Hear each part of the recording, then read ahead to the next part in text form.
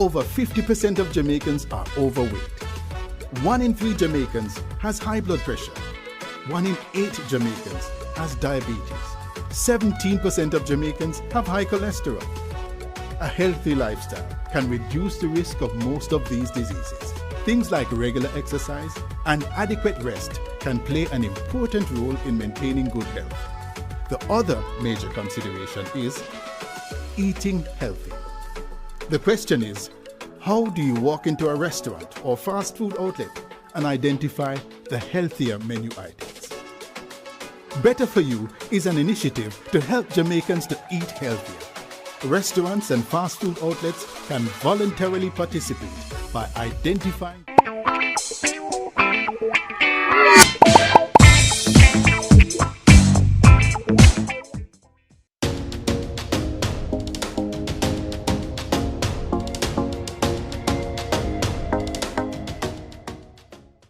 the activities outside of the Parliament building. It took into account the legislative roles. So we could take those and start with that, as well as some of the suggestions made by the people who came before us, or certainly came before the committee, indicating new areas that I believe we can agree on. And that we need to probably also, while the majority of parliaments do not have job description, they are indeed best practices. The holding of town hall meetings is something that I believe every MP and every parliamentarian should endeavor to do on a regular basis. I'd like to add to that the Parliament, every sitting collects the roll call, but there's no requirement for the Parliament itself to publish, say on a quarterly basis, attendance record of members of Parliament, and I'm talking MP senators, participation in committee meetings of the Parliament, so that the Parliament itself has a role in that it can inform the public of what is happening in terms of attendance and so forth. So I am for starting, not reinventing the wheel, starting with the Colstone 1999 report. Look from the submissions we have, add to that. And so we could, in the report, the draft report that I've seen, Chairman, we could then add those as the recommendations from this committee to the Parliament. I don't know, however, and I close with this, that in the few months that is we have left, that there's going to be anything coming of our work. Our work which started in 2023. We're trying to wrap it up in 2025 on the cusp of an election. So I'm not sure we're going to achieve much, but let's start. And I said, start with the 1999 Stone Report. Thank you.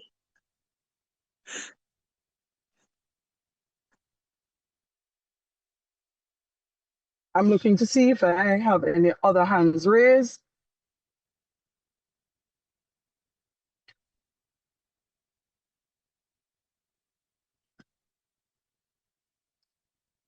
Sure, Members, morning. Okay, good morning. Go ahead, Member Fitzhenry. Morning to you, Chairman, and members of the committee. I keep getting logged out for one reason or the next, but I heard a bit of the dialogue, including the view proffered by Member Robinson. I adopt a different view of the view that job descriptions will be of some utility. It might not be the panacea to address in a comprehensive or 100% manner the concern emanating from members of the public, indeed from sections of civil society concerning what is viewed as ambiguity, if you may, concerning the function, the expectations of a member of parliament. Yes, I believe a code of conduct is important. However, I'm of the view that a job description could go some way towards not only addressing the concern regarding accountability mechanisms concerning the, how well a member of parliament is performing his or her function. I accept the point that the ultimate judge is election day when the people have their say. But I believe it can also assist the member of parliament, that is job descriptions, in addressing or clarifying what the expectation really should be, what the function of a member of parliament is. I believe job descriptions could, in fact, assist the member of parliament because, let me be quite frank, some of the demands being made of members of parliament over many years across the country are not consistent with what was contemplated as the function of an MP. And I really believe that job descriptions, if we can achieve some, acceptable criteria or, guidelines regarding what is to be expected, could go some way towards educating the public at all levels of society what is to be expected. So both on the from the perspective of accountability mechanisms and public education and managing expectations, I believe such a document would be useful. Thank you.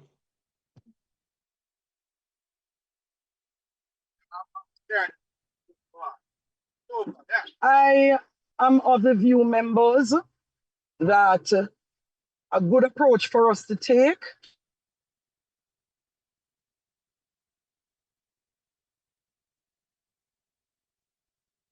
with so many persons for the word job description. Literally, they understand what is a job description. They are not fully appreciating code of conduct as being what our job is. And that is why they have made a call. I am going to recommend, and I leave it to us to put it to a vote, that we take the list of items delineating our duties and responsibilities, that as members, if we would like to add any additional responsibilities, we do so. If we have an objection to any of the items on the description that we raise, we have an objection, so that we can put forward a report to the parliament to take a look at. We made a commitment, and Member Brown, respectfully, I literally don't think about election cycles, just our duty and responsibility to the people from the day we're elected until the day you're not. So I believe that we should, after all this time work and engagement with the public, vote on a set of criteria, and then we finalize the report with what is coming out of the committee. If you would like to also submit a minority report to say, look, we think we should only deal with code of conduct, we are at liberty to also do that.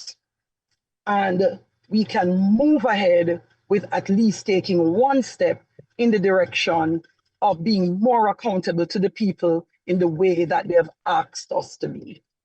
So, Clark, I would recommend for the report that each member make a notation, item number by item number, what they are in agreement with, they are comfortable with, and equally what they are not comfortable with and would not vote on or appreciate. Each member who has additions to make, suggestions not currently in our draft report, coming out of all the various submissions and discussions, each member add the items you would like to add, and the same is done. And I would recommend that we do so by Tuesday of next week.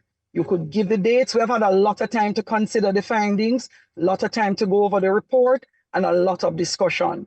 So it allows persons in the event they would like to add anything else to do so, and allow the members also some additional time to look at it. I will send out a list of dates, so we give ourselves a week to review, make our commitment to these are areas we think everyone low-hanging fruit would be comfortable with. These are areas we individually don't agree with. And another week to look over suggestions that may have arisen from members of the committee. Chairman, I am prepared to make what I would consider a list of submissions. Absolutely. To be part of this job description. But you know, when you look at a job description, it gives you an outline of what is expected from a representative, either in the lower house or the upper house. And it also gives an indication of what people would expect of you. And pressure is born on parliamentarians based on the expectations. But one of the areas that we ought not to lose sight of, and this is one of the areas that sometimes the people who are assessing us really don't understand and appreciate the working conditions of a parliamentarian, the irregular hours, evenings, weekends, public holidays being everywhere, the significant travel through constituencies, the high level of public scrutiny that demands accountability. I'm of the view that, and I'm going to put it in my submission, that this ought to be part of a job description where any member knows what their scope of expectations are. And if you have a new parliamentarian, they know what they're getting into and what the commitment should be. Just as us for senators, the time we spend, the extensive hours that we spend in reviewing bills, in doing research, in delivering through debates, in participating in committees, in scrutinizing legislations. I'm of the profound view that it's an awesome responsibility, but it must be detailed somewhere where those who is your job description. Yeah, but you should know what is contained in your job description, and those who are accessing you from elsewhere must also be aware as to what is contained in that job description before they start marking you. So I will be making my submissions. Thank you. So Chair, if I may, you know, if I look at page 18, which has key deliverables and outputs, most of those, there are 10 listed, and I would say by and large, I have no difficulty with those 10. So like regular attendance and active participation at sittings of Parliament, regular attendance, active participation in committees of Parliament. Most of them, no objection to. Let me just give an example of one that might pose a problem. Number 9, preparing multi-year constituency development plan of action and implementing related projects. Now, for example, we don't have a template about what a constituency development plan should be. Different people do different things. So you would have to have a template. And then given the resources available to us at present, which is a CD, a project officer, a secretary, a driver, I don't know that we would necessarily have the resources to develop a proper constituency development plan, but that is defined as a key deliverable and output. Now, if we're going to keep that there, we would need to ensure that the support is there for a member of parliament to do that and to I agree with you. What that plan should look like. You know, I agree with you. This is what we do every year. I'm not clear, you know. So, but I'm saying most of those things, everything else, well, I would have no issue with. Member Robinson, we do that now. You do that. I do that. A lot of the members of parliament literally don't only do a constituency debate, don't only do a newsletter that compiles all the work they're doing, they also give you an indication of their plans. And strange enough, we are compelled to do that every time we're coming to an election. we are required to outline what are the commitments we are making for further development for the respective constituencies that we serve. So I would say if we believe that we will need additional resources, let that not be something that holds us back from giving the public and our constituents a sense that we are happy to be accountable to them, but to document and to indicate the level of additional support we have so we can get the budget to be able to do it. Within Parliament, it is not a challenge and I've looked at, I remember going into Trinidad and looking at their constituency structure. Their constituency staff and structure actually have legal support and administrative support for research. We don't have that in our own structure. So we can make the recommendation to be able to get the support we need to give that as one of the key deliverables, because it is one of the key performance indicators for many of our constituents. What are we really committing to do for them? All right, so all I'm saying is if we probably should standardize it, because probably I know I do something, you do something, but I mean, what we do is very dependent on, you know, kind of individual style. You probably should say, this is the template and this is what everybody is required to do at this particular time in the financial year, and publish it so that everybody knows. I understand that as an I don't see that as a challenge. Yeah, perfect example. And I really don't see it as a challenge, because we as a committee could take on the responsibility of designing that template in order to fulfill our obligation as individual members of Parliament. And it is something we could also have the wider group of MPs making their contribution towards as well. We do have a lot of submissions that we would have had before of constituency reports of their current year and their development plan that we could utilize to do exactly this. In terms of attendance, Member Brown said that it would be wonderful for the Parliament to publish the information we actually do, Member Brown. I have picked up sometimes errors in the information published. We have been having members of Parliament agree that, and senators agree that the record keeping is correct, and we publish it and we do provide the information when asked for by various individuals and various media houses.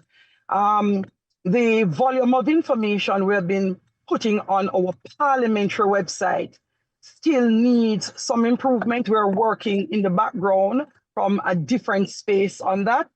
Having visited one of the countries in our parliamentary CARICOM region that we're close to, the type of parliament and the resources that they have and what they are able to achieve, we are literally able to have a system that we can almost copy and emulate elements of. And one of the areas we have realized is that the parliamentary structure of administrative support, PR and media support is significantly far outstretching what we have in Jamaica, far. So there are standards, there are areas that we can quickly and easily adopt from, but at a minimum, I'm saying we need to be able to respond to a significant demand to start somewhere. It doesn't prevent us from coming again and saying, okay, we would like to add another as we develop. But at least let us deal with the low-hanging fruits and start at this point in time. Many people do not attend committees. It has been a complaint. That is one of the areas that will now hold and force people to be accountable. Many people attend committees, but they do not participate. They are going to realize that the public is looking on. And I can tell you, for me as a member of parliament, I do far more than is expected, than is required of me as an MP. I want my constituents to appreciate that this is actually my job. And when they see me going above and beyond what is my job description, they say, okay, I now understand what the duty of a member of parliament is, and I understand that my MP is doing far more than what is his or her responsibility. So members, like Member Gale, I would say, let us look at the listing we have and let us make our individual note and contribution so that we can tally and determine the way forward.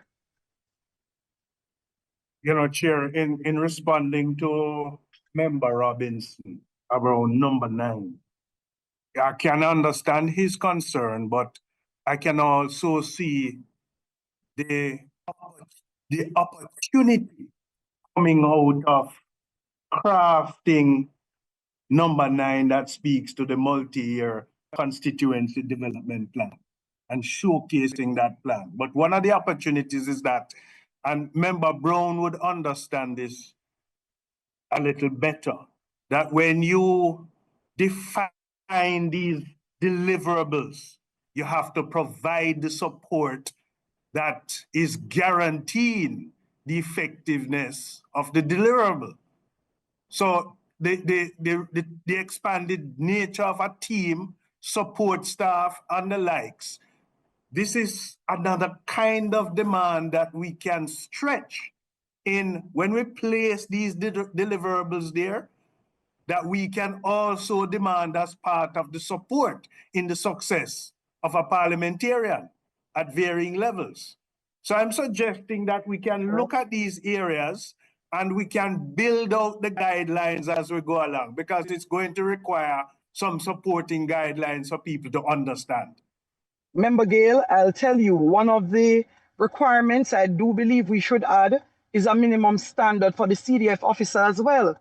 We can't have persons who are not at all educated being the individual who we put down as the CDF officer. Literally not able to speak, not able to manage projects. So we do have gaps that we need to improve.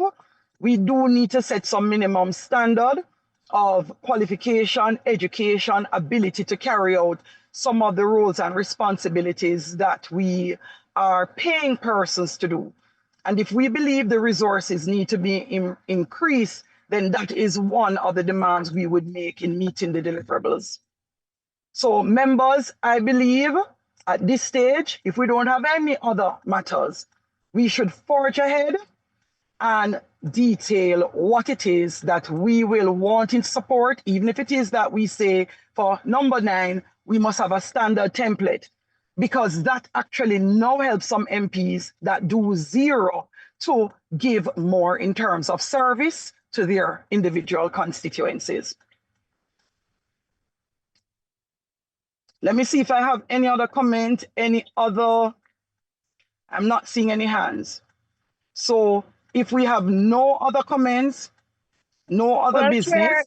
Chair, I just want to say good morning, Chair. Good morning, colleagues. I just want to add as well that I'm in full agreement that we need to chart the way forward now. If with a standard, because I'm in agreement with us having a basic standard of what the Member of Parliament is expected to do. Mm-hmm.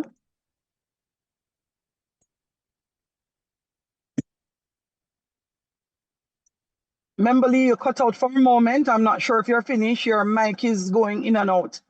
You're hearing me, Chair? Yes, you're back. Go ahead. No, I was saying that I'm in full agreement that we need to have a standard of a job description. Not opposing to code of conducts, but I believe that members of parliament do need that. I also believe it will help us for our constituents to know if we are going above and beyond, like you said earlier. That for me is very critical, and creating that awareness for our constituents to understand as well what the members of parliament are, what we're supposed to be doing. And so also it will help to guide in our performance review to say, okay, are we meeting, are members of parliament meeting the basic standards of performance? And then they will also aim to give better service to constituents and representation. So it will also serve as a standard and also a guide for us to move forward. So I too will be going through the documentation, and you said the deadline is Tuesday, making additions where necessary and giving feedback. But I'm looking forward to having it in place, Chair. I believe it is well needed, and as you said earlier, nothing stops us from meeting back to make adjustments where necessary, and in the near future, doing any form of adjustments or review. Well, I believe if we think that there are additional responsibilities and duties that we need to document for the benefit of us and the public, we can add them. But as a start, we are comfortable to start here. A basic report on our constituency development fund and how we have spent it for the year. What do we have left at agencies? If we have made changes or variant of something that we had agreed to or planned, set some standards. If it's even one community meeting per year, what is our office day? Literally organized to be able to hold ourselves accountable and better serve our constituents. Member Robinson has a good document he releases. I must tell you, Member Robinson, it is always misconstrued that the newsletter you send out is your CDF spend because it speaks to the Constituency Development Fund. However, it's your entire constituency operation. We would now be in a position to say CDF and pull the 20 million we currently get, and hopefully if that doubles, what it is that we have done with it. What are the areas, having had our consultation? So even our constituency consultation that some people don't do would be one of the requirements. So we do our constituency consultation. Out of that, we are identifying what our constituents want to be the priority for the year to come, and we report on that. Everyone knows where the resources have gone for the year in question. Whatever plans we have that we would want to see coming in place, we at least make the commitment. In the same way we are campaigning, we do a 10-point plan and we tell persons, this is what we're going to do to develop community centers, sporting, we're going to do this for infrastructure, list out what it is that you are saying your plan is, and then you would be able to document that you have written to the agencies. That is something you could have added to your report, show that you are actually making representation for what you have committed and what you have been able to achieve. It is not in your hands to get a ministry or agency to give you the resources, but you are the one responsible to represent for it. So at least your key performance indicator is, I have made the representation. Here is the proof. I have written to, and up to now, I am getting nowhere with the minister or the ministry in respect of being able to execute this commitment for you. But I do think that the public is hungry for us to say exactly what are they paying us for. And when they see this job description, when they see what many of us are doing in our constituencies, they are going to be of the view, wow, these members of parliament should be paid better because they really are doing far more than one expect was their job, role, and function. At the end of our job description, it would be wonderful, or at the top, we could identify these are the code of conduct and these are the key performance indicators or job description of a member of parliament.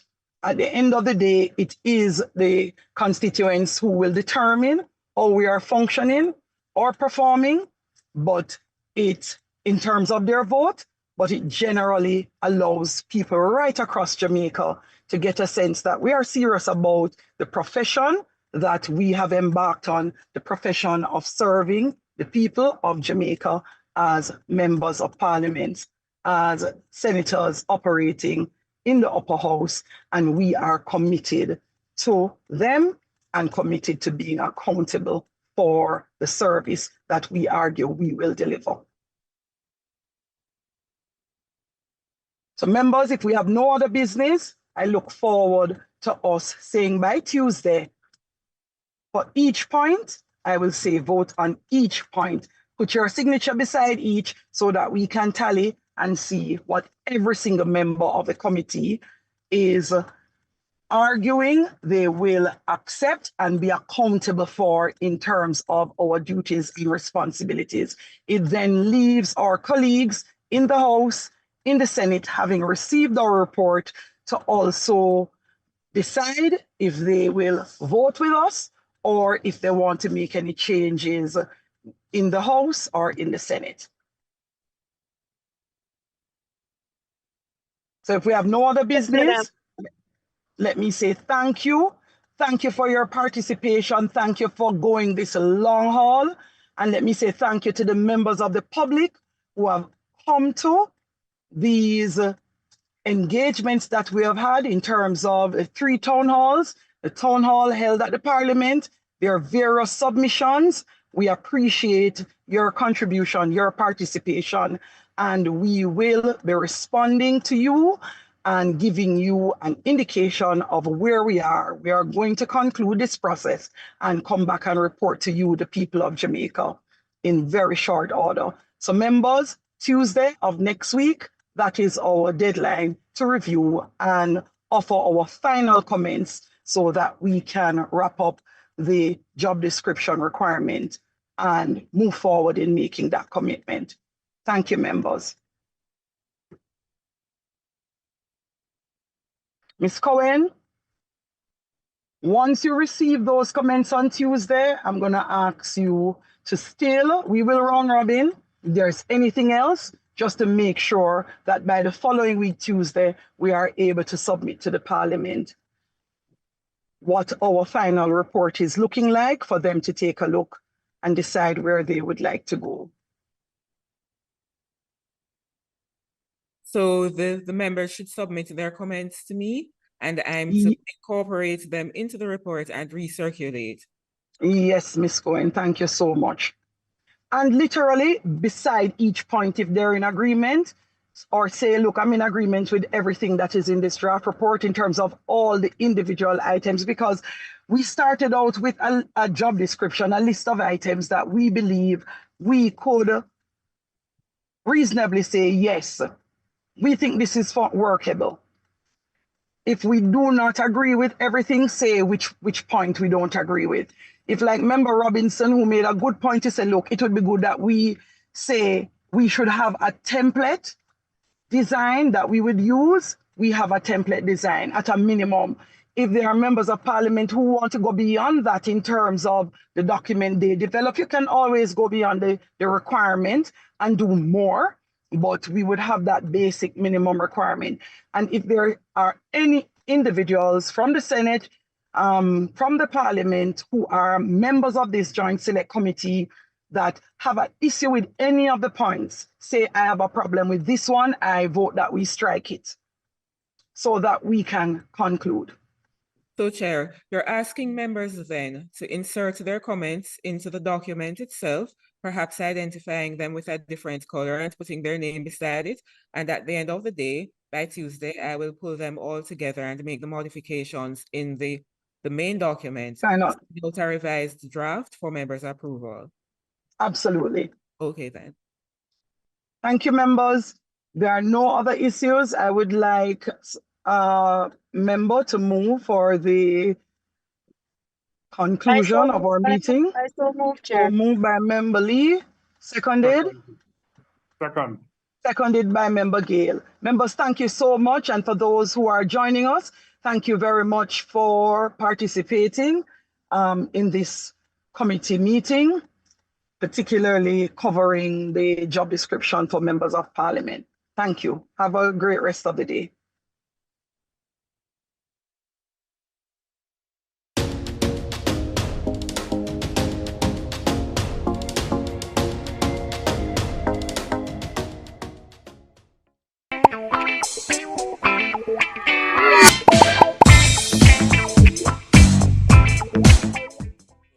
The proceeding was brought to you by the Office of the Prime Minister. Jamaica, I can help you protect our citizens. Jamaica Eye will play a part in increasing your public safety. Jamaica Eye is part of an island-wide network of camera surveillance systems designed to increase the safety of